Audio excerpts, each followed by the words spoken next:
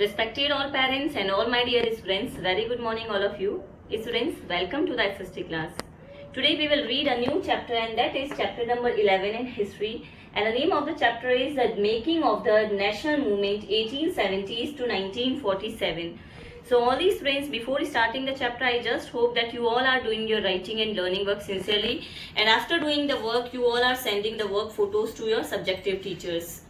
So students, now let's come to the topic. देखिए बच्चों, ये जो चैप्टर है वो बाकी के चैप्टर से अलग हटके है. तो इसमें नेशनल मूवमेंट के बारे में आपको बताया जाएगा कि नेशनल मूवमेंट की शुरुआत किस तरह से हुई थी, किन सर्कमस्टेंसेस में हुई थी, और एक छोटे से नेशनल मूवमेंट ने किस तरह से बड़ा रूप ले लिया था, और ब्रिटिश जो रूल यहाँ पर एस्टैब्लिश हो चुका था तो उस रूल को खत्म करके वापस से इंडियंस को उनका जो देश है वो वापस से दिलाया.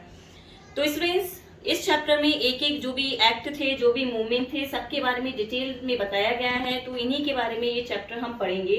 तो देखिए बच्चों, सबसे पहले है द इमर्जेंस ऑफ नेशनलिज्म, कि ऐसी क्या जरूरत थी जब ब्रिटिश रूल भारत में स्टैब्लिश हो गया था. तो क्या ऐसा लगा लोगों को, क्यों उनको अपने ही गवर्नमेंट की नीड हुई, उन्हें क्यों ऐसा लगा कि हमें हमारा देश वापस से मिलना चाहिए, यहाँ की जो गवर्नमेंट भी है वो भी इंडियन होनी चाहिए, ऐसी गवर्नमेंट जिनमें इंडियंस की भी भागीदारी हो, इंडियंस के डिसीजन की भी भागीदारी हो. तो स्टूडेंट्स, जब वर्नाक्यूलर प्रेस एक्ट और आर्म्स एक्ट पास किया गया था ब्रिटिशर्स के द्वारा, आर्म्स एक्ट के अंतर्गत क्या किया गया था, जो भी इंडियंस थे उन्हें किसी भी तरह का हथियार रखने की पाबंदी लगा दी गई थी. वर्नाक्यूलर प्रेस एक्ट में ये लोगों के लिए डिक्लेयर किया गया था कि ब्रिटिश सरकार की आलोचना किसी भी रूप में नहीं की जाएगी, ना तो न्यूज़पेपर द्वारा आलोचना की जाएगी और ना ही किसी लोगों के द्वारा आलोचना की जाएगी. और अगर कोई भी न्यूज़पेपर या कोई भी व्यक्ति ब्रिटिश गवर्नमेंट की आलोचना करता है, उन्हें क्रिटिसाइज करता है, तो उनके खिलाफ कुछ ना कुछ एक्शन लिया जाएगा. तो बच्चों, इस तरह के छोटे मोटे कुछ ना कुछ एक्ट जो कि ब्रिटिश गवर्नमेंट के द्वारा पारित किए जा रहे थे, पास किए जा रहे थे, तो उनसे जो इंडियंस हैं उनका गुस्सा और ज्यादा बढ़ता जा रहा था. और जैसा कि आप लोग अर्लियर चैप्टर में भी पढ़ चुके हैं 1857 की क्रांति के बारे में, आप लोगों ने अच्छे से देखा था कि जब बारूदों में इन्होंने गाय और सुअर की जो चर्बी है उनका यूज करना स्टार्ट कर दिया, तो किस तरह से जो इंडियन सोल्जर्स हैं उन्होंने अपनी आवाज उठाई. और एक जो छोटा सा आंदोलन है 1857 का जो आंदोलन था, वो छोटे रूप से किस तरह से बड़े रूप में चेंज हो गया. तो स्टूडेंट्स देखिए, बहुत सारे ऐसी परिस्थितियां हैं, बहुत सारे ऐसे एक्ट थे जो ब्रिटिश गवर्नमेंट द्वारा पास किए गए और जिन्होंने इंडियंस का जो गुस्सा है वो दिनों दिन उसे और ज्यादा बढ़ा दिया. तो द इमर्जेंस ऑफ नेशनलिज्म के अंतर्गत हम पढ़ेंगे कि क्या सर्कमस्टेंसेस या क्या परिस्थितियां ऐसी थी कि जिससे जो भारतीय हैं उन्होंने नेशनल मूवमेंट को स्टार्ट करने का डिसीजन लिया. नेक्स्ट है बच्चों a nation in the making, कि किस तरह से शुरुआत की गई. देखिए 1870 से 1880s में बहुत सारे ऑर्गेनाइजेशन स्टैब्लिश किए गए जो कि जिसमें इंडियंस की भागीदारी थी. 1870 से 1880s में क्या हुआ कि जो इंडियंस थे वो बहुत ज़्यादा, जब उनका गुस्सा बहुत ज़्यादा बढ़ गया था और वो आंदोलन पे उतर गए थे, तो ब्रिटिश गवर्नमेंट के द्वारा भी ये डिसीजन लिया गया कि कई ऐसे ऑर्गेनाइजेशन बना दिए जाएं जिसमें जो इंडियंस हैं उनके डिसीजन को भी इन्वॉल्व किया जाए. और उसके बाद ही 1885 में इंडियन नेशनल कांग्रेस की स्थापना हुई. देखिए उसके बाद का जो नेक्स्ट टॉपिक है वो है इंडियन नेशनल कांग्रेस, जिसको एस्टैब्लिश किया गया था 28 दिसंबर 1885 में. तो बच्चों देखो, इंडियन नेशनल कांग्रेस के जो भी मेंबर्स थे वो भी दो गुटों में विभाजित थे. एक गुट ऐसे थे जिनका मानना था कि अगर हमें ब्रिटिश सरकार की आलोचना करनी है तो हमें प्रार्थना का सहारा लेना चाहिए, यानी कि हमें नम्र होकर उनसे प्रार्थना करनी चाहिए. और अगर हमें किसी भी तरह से कुछ भी हमको लगता है कि उनकी कोई चीज या उनका कोई भी कानून गलत है, तो हमें आंदोलन ना करके हमें प्रार्थना का सहारा लेते हुए उन्हें रोकना चाहिए या उनकी आलोचना करनी चाहिए. और दूसरी तरफ एक ऐसा गुट था जिनका मानना था कि प्रार्थना या नम्र स्वभाव से कुछ नहीं होगा, अगर हमें हमारा देश पाना है वापस से, अगर हमें इंडियन गवर्नमेंट लानी है तो हमें आंदोलन करना ही होगा और हमें हिंसा का सहारा लेना ही होगा. और बाल गंगाधर तिलक भी उन्हीं नेताओं में से एक थे जिनका मानना था कि नम्र होकर या प्रार्थना से हम अपना देश नहीं पा सकते. बाल गंगाधर तिलक ने नारा भी दिया था जो कि आप लोगों ने सुना भी होगा कि स्वराज्य मेरा जन्मसिद्ध अधिकार है. तो बच्चों, इन 3 पॉइंट्स के बारे में आज हम डिटेल में जानेंगे कि क्या क्या सिचुएशन हुई थी नेशनल मूवमेंट स्टार्ट होने के लिए, किस तरह से अलग अलग गुट बने थे, अलग अलग ऑर्गेनाइजेशंस बने थे, इंडियंस लोगों ने किस तरह से अपनी भागीदारी की थी नेशनल मूवमेंट में, और यही सब पॉइंट बच्चों हम ई बुक के थ्रू डिस्कस करेंगे. So all the students, now I am going to present E book before you. You just have to watch this video carefully. Today we will read about the making of the national movement, यानी national movement की शुरुआत किस तरह से हुई. तो इसके बारे में हम पढ़ेंगे, राष्ट्रीय आंदोलन के बारे में पढ़ेंगे. 1870 से 1947 तक की जो स्टोरी है वो हम डिटेल में इस चैप्टर में जानेंगे. तो बच्चों आइए सबसे पहले जानते हैं द इमरजेंस ऑफ नेशनलिज्म, कि देखिए नेशनलिज्म की जो ज़रूरत है वो लोगों को क्यों लगी. The above mentioned developments lead the pupil to ask a crucial questions. तो बच्चों देखिए कुछ क्वेश्चंस थे. In the previous chapter we have looked at, यानी पहले के चैप्टर्स में हमने कुछ क्वेश्चंस पढ़े हैं. The British conquest of territories and take over of kingdoms, के जो ब्रिटिश थे उन्होंने टेरिटरीज जीत ली थी, जो भी साम्राज्य थे उन्होंने टेक ओवर कर लिया. Introduction of new laws and administrative institutions, यानी कि नए नए कानून बने थे ब्रिटिश रूल में. Changes in the lives of peasants and tribal, जो पीजेंट्स किसान हैं, ट्राइबल्स हैं, उनकी लाइफ में चेंजेस हुआ.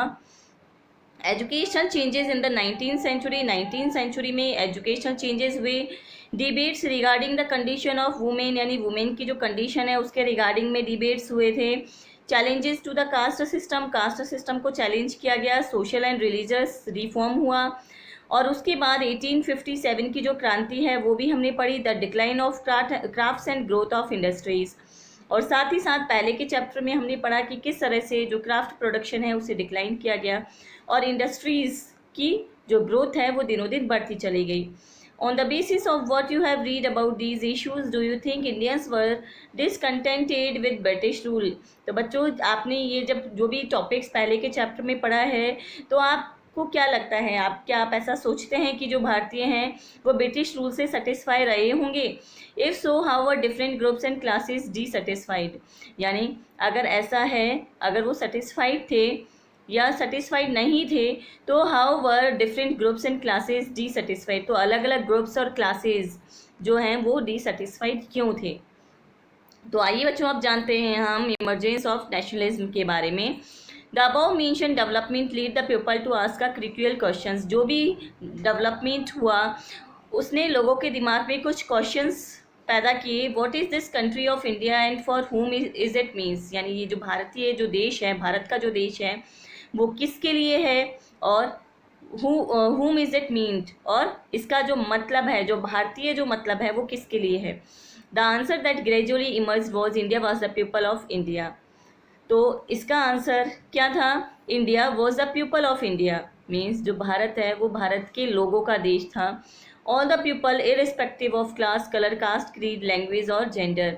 और इसके अंतर्गत भारत के जो लोग हैं उसमें सभी इंक्लूड होते हैं बिना किसी class, colour, caste, creed, language और जेंडर के भेदभाव के. And the country its resource and systems were meant for all of them, और इस देश के जो भी रिसोर्सेज हैं, जो भी सिस्टम्स हैं वो सभी के लिए इक्वली अवेलेबल हैं. With this answer came the awareness that the British were exercising control over the resources of India and the lives of its people.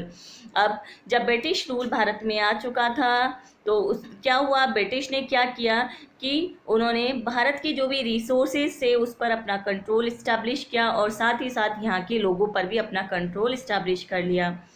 And until this control was ended, India could not be for Indians, यानी जब तक कि अब Bharat British rule से मुक्त नहीं हो जाता तब तक कि अब भारतीयों के लिए नहीं हो सकता था.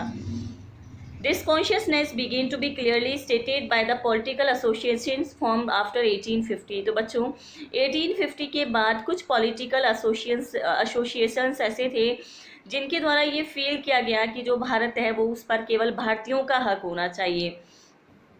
Specially those that come into being in the 1870s and 1880s. और बच्चों 1870 से 1880s तक ये जो फीलिंग है वो और भी ज़्यादा मजबूत होती गई. Most of these were lead by English educated professionals such as lawyers. The more important ones were the Poona Sarvajanik Sabha, the Indian association, the Madras Mahajan Sabha, the Bombay presidency association and of course the Indian national congress. तो बच्चों बहुत सारी political association, जो Indian political association थी 1870 से 1880s के बीच में बहुत सारी पॉलिटिकल एसोसिएशन डेवलप्ड हुई जो कि इंडियंस थी, और कौन कौन सी थी वो इंडियन एसोसिएशन, उनका नाम था पूना सार्वजनिक सभा, इंडियन एसोसिएशन, मद्रास महाजन सभा, बॉम्बे प्रेसिडेंसी एसोसिएशन और Indian national Congress. Note the name Poona Sarvajanik Sabha, the literal meaning of सार्वजनिक is for all the people. तो बच्चों सबसे पहले ये पूना सार्वजनिक सभा को एक्सप्लेन करते हुए कह रहे हैं कि पूना सार्वजनिक सभा के अंतर्गत जो सार्वजनिक शब्द है उसका मतलब है सभी के लिए। दो many of these associations function in specific parts of the country, यानी इस जो एसोसिएशन है उसके कुछ स्पेसिफिक ये जो एसोसिएशन है वो क्या करती थी, वो कंट्री की कुछ स्पेसिफिक पार्ट्स में ही काम कर रही थी। Their goals were stated as the goals of all the people of India. भले ही वो देश के कुछ स्पेसिफिक पार्ट्स में काम कर रही थी, लेकिन फिर भी इनका जो गोल था वो था सभी लोगों की भलाई, not those of any region, community और क्लास। अगर ये किसी एक स्पेसिफिक एरिया में काम कर रही है तो इसका मतलब ये नहीं था कि इनका जो उद्देश्य है केवल उस स्पेसिफिक एरिया की भलाई ही है। They worked with the idea that the people should be sovereign, a modern consciousness and a key feature of nationalism. इनका जो उद्देश्य था वो था कि ये जो एसोसिएशन है वो सभी लोगों को साथ लेकर चले, सभी लोगों के लिए साथ में काम करे। In other words, they believe that the Indian people should be empowered to take decisions regarding their affairs. और हम इनको ये भी कह सकते हैं, दूसरे शब्दों में भी इस एसोसिएशन को समझ सकते हैं कि इस एसोसिएशन के सदस्य ये विश्वास करते थे कि जो इंडिया के लोग हैं उनका भी डिसीजन मेकिंग में इन्वॉल्वमेंट होना चाहिए। The dissatisfaction with British rule intensified in the 1870s and 1880s. तो बच्चों ब्रिटिश रूल से असंतुष्टता डिससेटिस्फेक्शन 1870 से 1880s में और ज़्यादा मजबूत हो गया। The arms act was passed in 1878, यानी 1878 में आर्म्स एक्ट पास हुआ, डिसअलाउइंग इंडियंस फ्रॉम पजेसिंग आर्म्स, जिसके अंतर्गत इंडियंस को आर्म्स यानी हथियार रखने के लिए डिसअलाउ कर दिया गया। In the same year, the Vernacular Press Act was also enacted in an effort to silence those who were critical of the government. और इसी साल एक और चीज़ हुई, इसी साल वर्नाक्यूलर प्रेस एक्ट पास हुआ जिसके अंतर्गत जो भी ब्रिटिश सरकार की आलोचना करता तो उन पर अगर वो आलोचना करता तो उसके खिलाफ कुछ ना कुछ पनिशेबल एक्ट किया जाता। तो इस तरह से वर्नाक्यूलर प्रेस एक्ट और आर्म्स एक्ट पास किया गया जिससे भारतीय असंतुष्ट थे। The act allowed the government to confiscate the assets of newspapers including their printing presses if the newspaper published anything that was found objectionable। यानी वर्नाक्यूलर प्रेस एक्ट के अंतर्गत न्यूज़पेपर पर भी पाबंदी लगा दी गई। अगर न्यूज़पेपर कुछ भी ऐसा पब्लिश करते हैं जो कि सरकार की आलोचना कर रहा है तो उस जो खबर है उसे भी उस खबर पब्लिश होने के कारण भी उन पर भी केस या कोई भी पनिशेबल एक्ट उठाया जा सकता है, कोई भी ठोस कदम उठाया जा सकता है।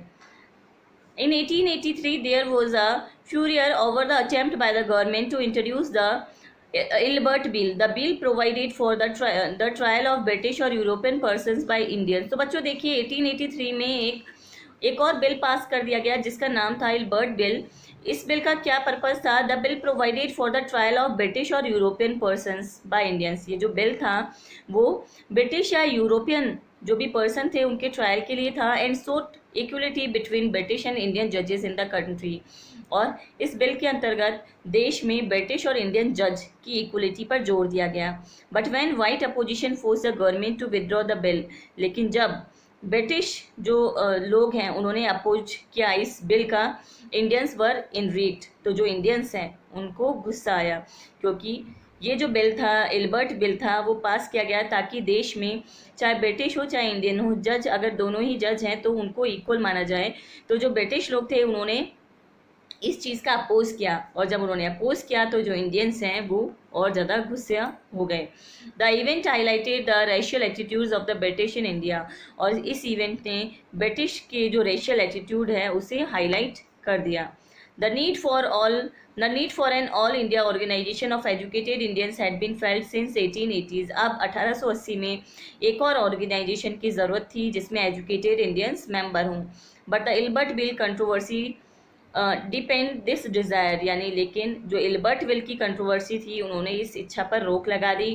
The Indian national congress was established when 72 delegates from all over the country meet at Bombay in December 1885। यानी जब जब 1885 में दिसंबर में बॉम्बे में 72 अलग अलग जो मेंबर थे, जो कि अलग अलग देश के अलग अलग पार्ट से बिलोंग करते थे, जब वो बॉम्बे पर एक जगह इकट्ठे हुए तो उसके बाद क्या हुआ, इंडियन नेशनल कांग्रेस इस्टेब्लिश किया गया।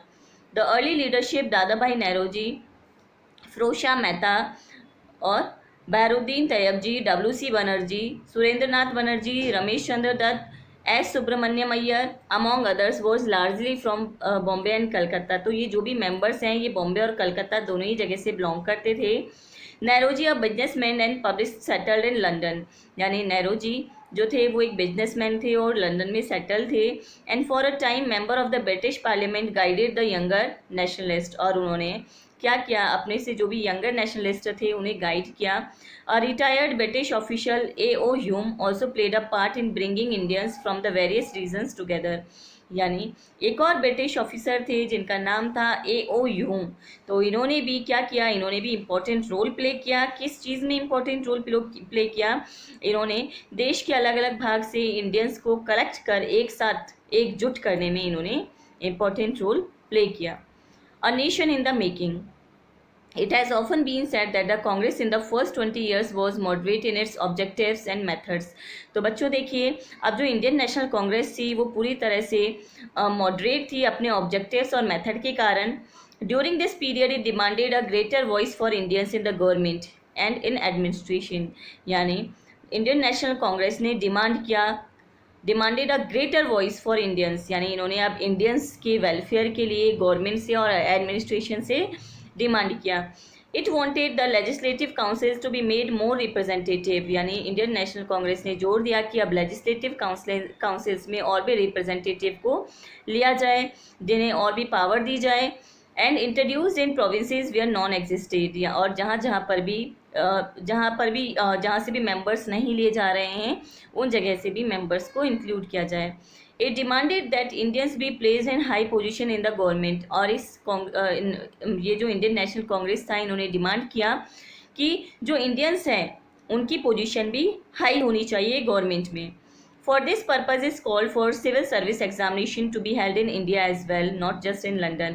और तब से ही इंडिया में भी सिविल सर्विस एग्ज़ाम होने लग गए। उससे पहले इंडिया में सिविल सर्विस एग्ज़ाम नहीं होते थे, केवल लंदन में होते थे, लेकिन इंडियन नेशनल कांग्रेस की मांग पर इंडिया में भी सिविल सर्विस एग्ज़ाम होने लगे। The demand for Indianization of the administration was part of a movement against racism, since most important jobs at the time were monopolies by white officials, and the British generally assumed that Indians could not be given position of responsibility. तो बच्चों क्या था कि जो भी high position है उनमें केवल ब्रिटिश जो भी लोग हैं उन्हें लिया जाता था, और उन्हें लगता था कि जो इंडियंस हैं वो किसी भी तरह से लायक नहीं है कोई भी रिस्पॉन्सिबिलिटी देने की। Since British officers were sending a major part of their large salaries home, यानी कि जो British sending a major part of their large salaries home, Indianization it was hoped would also reduce the drain of wealth to England. तो बच्चों क्या होता था, बहुत भारी मात्रा में जो सैलरी है वो ब्रिटिश जो भी ऑफिसर हैं उन्हें दी जाती थी। Other demands include the separation of the judiciary from the executive, the repeal of Arms Act and the freedom of speech and expression. तो अब जो मांग है, अलग अलग चीज़ों की जो मांग है वो बढ़ती चली गई। अब इंडियंस का जो गुस्सा है वो बढ़ता चला गया था। आर्म्स एक्ट जो पास किया गया था उसके खिलाफ विरोध हुआ, वर्नाक्यूलर प्रेस एक्ट के खिलाफ विरोध हुआ, और अब लोगों को स्पीच एंड एक्सप्रेशन की फ्रीडम फील होने लगी। The earlier Congress also raised a number of economic issues. Early जो कांग्रेस थे उन्होंने बहुत सारे इकोनॉमिक इशूज़ उठाए। It declared that British rule had led to poverty and famine, increase in the land revenue had impoverished peasants and zamindars, and exports of grain to Europe had created food shortage. तो बच्चों देखो, अब ये declare किया गया कि British rule के कारण जो गरीबी है वो भुखमरी है वो और भी ज़्यादा बढ़ रही है, क्योंकि ब्रिटिश रूल में क्या हो रहा है, अब जो अनाज है वो भर भर के यूरोप जैसे देशों में भेजा जा रहा है, जिसके कारण भारत में गरीबी की समस्या पैदा हो रही है। The Congress demanded reduction of revenue. Congress ने डिमांड किया कि जो रेवेन्यू है उसमें कमी की जाए। Cut in military expenditure and more funds for irrigation, और इरीगेशन के लिए और भी ज़्यादा फंड दिया जाए। It passed many resolution on the salt tax, treatment of Indian labourers abroad, and the suffering of forest dwellers caused by an interfering forest administration. तो बच्चों देखो, बहुत सारे और भी पॉइंट्स थे जिनके कारण इंडियंस का जो गुस्सा है वो बढ़ता चला जा रहा था। वो था नमक पर टैक्स लगाना, इंडियन लेबरर्स के साथ इल ट्रीटमेंट होना, या जो भी फॉरेस्ट ड्वेलर्स हैं उनकी जो सफरिंग है उसके कारण जो फॉरेस्ट एडमिनिस्ट्रेशन है अब उन पर इनको जो इंडियंस हैं उन्हें इंटरफियर करना पड़ा। All this shows that despite being a body of the educated elite, the Congress did not talk only on behalf professional groups, जमींदार और industrialist. The moderate leaders wanted to develop public awareness about the unjust nature of British rule. तो कई लोगों को ये भी लगता था कि ये जो इंडियन नेशनल कांग्रेस है वो पूरी तरह से इंडियन के फेवर में ही नहीं चल रही है, इंडिया का ही फेवर नहीं कर रही है। तो अब कई लोगों को ये भी लगा कि जो बहुत से जो इंडियंस हैं उन्हें लगा कि अब उन्हें एक साथ होकर, एकजुट होकर एक आंदोलन करना चाहिए ब्रिटिश रूल के against. They published newspapers, wrote articles and showed how British rule was leading to economic ruin of the country. और कई लोगों ने न्यूज़पेपर पब्लिश किया, आर्टिकल्स लिखे और उसमें बताया कि किस तरह से जो ब्रिटिश रूल है वो भारत को बर्बाद कर रही है. They criticized British rule in their speeches. उन्होंने अपने स्पीच में ब्रिटिश रूल को क्रिटिसाइज किया. And sent representative to different parts of the country to mobilize public opinion. और उन्होंने अपने रिप्रेजेंटेटिव को देश के अलग अलग भागों में भेजा ताकि पब्लिक ओपिनियन लिया जा सके. They felt that the British had respect for the ideals of freedom and justice. उन्हें लगा कि ब्रिटिश के मन में भी जो भी भारतीय जो आदर्श हैं उनके लिए रिस्पेक्ट होनी चाहिए. And so they would accept the just demands of Indians. What was necessary therefore was to express these demands and make the government aware of the feeling of Indians. और बच्चों ये सब करने के पीछे एक ही पर्पस था कि गवर्नमेंट को, जो ब्रिटिश गवर्नमेंट है, उन्हें ये बताया जा सके कि जो भारतीय हैं उनकी भी फीलिंग है, उनकी फीलिंग्स की भी रिस्पेक्ट होनी चाहिए. Freedom is our birth right, यानी कि स्वतंत्रता हमारा जन्मसिद्ध अधिकार है. By the 1890s, many Indians began to raise questions about the political style of the Congress. अब 1890s तक बहुत सारे जो लोग हैं, बहुत सारे जो इंडियंस हैं, उन्होंने कांग्रेस के पॉलिटिकल स्टाइल पर क्वेश्चंस रेज किए. In Bengal, Maharashtra and Punjab, leaders such as Bipin Chandra Pal, Bal Gangadhar Tilak and Lala Lajpat Rai were beginning to explore more radical objectives and methods. तो देखिए बंगाल में, महाराष्ट्र और पंजाब में यहाँ के जो लीडर्स हैं जैसे कि बिपिन चंद्रपाल, बाल गंगाधर तिलक और लाला लाजपत राय, अब इन्होंने अपने ही तरीके से आंदोलन स्टार्ट किया. They criticise the moderate for their politics of prayer, यानी कि इन्होंने जो मॉडरेट जो दल था, जो कि नरम स्वभाव के थे, जो ये बिलीव करते थे कि हमें नम्रता के साथ आंदोलन करना चाहिए, तो उन्होंने इसे क्रिटिसाइज़ किया और उन्होंने कहा कि नम्रता के साथ अगर हम आंदोलन करते हैं तो इससे कुछ हमें नहीं प्राप्त होगा. They argued that people must rely on their own strength, not on the good intention of the government. People must fight for swaraj. इनका मानना था कि केवल प्रार्थना करने से कुछ नहीं होता, हमें स्वराज के लिए लड़ना होगा. Tilak raise the slogan freedom is my birth right and I shall have it. Tilak ने अपनी आवाज़ उठाई, उन्होंने नारा दिया कि स्वतंत्रता मेरा जन्मसिद्ध अधिकार है और मैं ये पाकर ही रहूँगा. In 1905 viceroy Curzon party in Bengal, यानी कि 1905 में वायसराय जिनका नाम था कर्जन, उन्होंने बंगाल का विभाजन किया. At that time Bengal was the biggest province of British India. उस समय बंगाल ब्रिटिश इंडिया का बहुत बड़ा प्रोविंस था. And include Bihar and parts of Orissa, और इसके अंतर्गत बिहार और उड़ीसा के कुछ पार्ट्स भी इंक्लूड थे. The British argued for dividing Bengal for reason of administrative convenience, यानी ब्रिटिश लोगों ने आर्ग्यू किया कि बेटर एडमिनिस्ट्रेशन के लिए बंगाल का विभाजन होना चाहिए. But what did administrative convenience mean, लेकिन एडमिनिस्ट्रेटिव कन्वीनियंस का क्या मतलब था? हुज कन्वीनियंस, किसका convenience did it represent? Clearly it was closely tied to the interest of British, यानी ये जो कन्वीनियंस है ये भारतीयों के लिए नहीं था बल्कि पूरी तरह से ब्रिटिश के लिए था. Even so, instead of removing the non-Bengali areas from the province, the government separated East Bengal and merged it with Assam. यानी क्या हुआ कि जो गवर्नमेंट थी, जो ब्रिटिश गवर्नमेंट थी, उन्होंने नॉन बंगाली एरिया, जो प्रोविंस से नॉन बंगाली एरिया को हटा दिया और सेपरेट कर दिया ईस्ट बंगाल को, और इसको कहाँ पर मर्ज कर दिया? असम में. Perhaps the main British motives were to curtail the influence of Bengali politicians and to split the Bengali people. यानी शायद ब्रिटिश लोगों का उद्देश्य था जो बंगाली पॉलिटिशियंस हैं उन्हें इन्फ्लुएंस करना और बंगाली लोगों को स्प्लिट कर देना, अलग अलग भागों में बांट देना. The partition of Bengal infuriated people all over India. Bengal के विभाजन ने लोगों का जो गुस्सा है उसे और ज़्यादा बढ़ा दिया गया। All sections of the Congress, the moderates and the radicals, यानी कांग्रेस के दोनों ही सेक्शन, चाहे वो मॉडरेट हो चाहे रेडिकल हो। बच्चों, मॉडरेट वो लोग थे, वो दल थे जो कि बिल्कुल नम्रता, प्रार्थना में विश्वास करते थे, और रेडिकल का मानना था कि प्रार्थना से कुछ नहीं होगा, हमें अपना हक लेकर ही हमें अपना हक मांगना ही, मतलब हम मांगेंगे नहीं, हमें इनसे अपना हक किसी भी कंडीशन में लेना है, क्योंकि भारत हमारा देश है। As many called opposed it. Large public meetings and demonstration were organized, यानी बंगाल के विभाजन के बाद पब्लिक मीटिंग्स हुई, डेमोस्ट्रेशन ऑर्गेनाइज हुई, and novel method of mass protest developed, और लोगों ने बहुत बड़ी संख्या में प्रोटेस्ट किया, विरोध किया। The struggle that unfolded came to be known as the Swadeshi movement, और इस जो आंदोलन था उसे नाम दिया गया स्वदेशी आंदोलन। Strongest in Bengal but which इनकोज elsewhere too. In deltaic Andhra for instance it was known as Vande Mataram movement. तो बच्चों देखो, आप देख सकते हैं ये जो आंदोलन है इसमें काफ़ी बड़ी संख्या में लोगों ने भाग लिया। इसे वंदे मातरम आंदोलन का नाम भी दिया गया, और इसने बहुत सारे इंडियंस को एक जगह पर लाकर खड़ा कर दिया। The Swadeshi movement sought to oppose British rule. स्वदेशी आंदोलन ब्रिटिश रूल को अपोज करता था, उसका विरोध करता था। And encourage the idea of self help, swadeshi enterprise, national education and use of Indian language.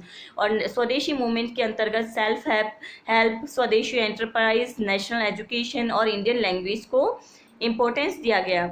To fight for Swaraj, यानी स्वराज के लिए लड़ते समय the radicals advocated mass mobilization and boycott of British institution and goods, यानी जो भी लोग स्वराज के लिए लड़ रहे हैं, जो भी ब्रिटिश इंस्टीट्यूशन था, ब्रिटिश जो भी गुड्स था, उसका विरोध किया, बॉयकॉट किया। Some individuals also began to suggest that revolutionary violence would be necessary to overthrow British rule, और कुछ लोगों को ये लगता था कि अगर हमें ब्रिटिश रूल को हटाना है, ब्रिटिश को यहाँ से निकालना है, तो हमें हिंसापूर्ण आंदोलन करना होगा। The opening decades of the 20th century were marked by other developments as well. A group of Muslim landlords and Nawabs formed the All Indian Muslims League at Dhaka इन 1906 में मुस्लिम लीग की स्थापना हुई। The League supported the partition of Bengal, यानी इस league ने जो बंगाल का partition हुआ था उसे सपोर्ट किया। It desired separate electorates for Muslims, a demand conceded by the government in 1909. Some seats in the councils were now reserved for Muslim who could be elected by Muslim voters. तो बच्चों देखो, अब जो मुस्लिम थे उन्होंने भी अपनी डिमांड को लेकर आवाज़ उठाई, और 1909 में गवर्नमेंट द्वारा इनकी डिमांड को मान लिया गया। काउंसिल में इनके लिए भी सीट रिजर्व की गई। Who would be elected by Muslim voters, और ये जो मुस्लिम के लिए जो भी सीट थी उन्हें मुस्लिम वोटर्स द्वारा ही चुना जाना था। This tempted politician to gather a following by distributing favours to their own religious groups, और ये जो चीज़ थी इसने जो भी मेंबर्स थे, कांग्रेस के जो भी मेंबर्स थे, उन्हें लगा कि शायद ऐसा करके जो ब्रिटिश जो लोग हैं वो हिंदू और मुस्लिम को अलग करने का काम कर रहे हैं। Meanwhile the Congress split in 1907, यानी 1907 में जो कांग्रेस है वो विभाजित हो गई। The moderates were oppose to the use of boycott, जो मॉडरेट थे वो ब्रिटिश जो सामान है उसके बहिष्कार को अपोज कर रहे थे, विरोध कर रहे थे। They felt that it involve the use of force. After the split, the Congress came to be dominated by the moderates, with Tilak's followers functioning from outside. The two groups reunited in December 1915. तो बच्चों देखो, 1907 में Congress split हो गई थी, अलग अलग भागों में विभाजित हो गई थी। एक वो दल था जिनका मानना था कि ब्रिटिश जो भी इंस्टीट्यूशन है, जो भी गुड्स हैं, उनका बॉयकॉट नहीं करना चाहिए, और एक दल को लगता था कि ब्रिटिश इंस्टीट्यूशन और ब्रिटिश गुड्स का बॉयकॉट करके ही हम अपना देश पा सकते हैं। पर दिसंबर 1915 में कांग्रेस का ये जो दो ग्रुप है जो स्प्लिट हो गया था, वो वापस से रीयूनिट हो गया। Next year the Congress and the Muslim League sign the historic Lucknow pact and decided to work together for representative government in the country. और अगले ही साल कांग्रेस और मुस्लिम लीग दोनों ने एक हिस्टोरिक लखनऊ पैक्ट पर साइन किया, जिसके अंतर्गत ये डिसाइड किया गया कि decided to work together for representative government in the country, जिसके अंतर्गत ये डिसाइड किया गया कि देश के रिप्रेजेंटेटिव गवर्नमेंट के लिए ये जो दोनों ही पार्टी है, कांग्रेस और मुस्लिम लीग, दोनों ही साथ काम करेगी। So all these friends, here our topic has been ended. In next video we will read about the growth of mass nationalism. हम the growth of mass nationalism के बारे में पढ़ेंगे। आज का वीडियो हमारा यहीं पर एंड होता है। So all these students, you have to watch the video carefully. If you have any doubt, you can ask me anytime. So till then, all students, keep learning. Stay home, stay safe, take care all, and thank you for watching this video.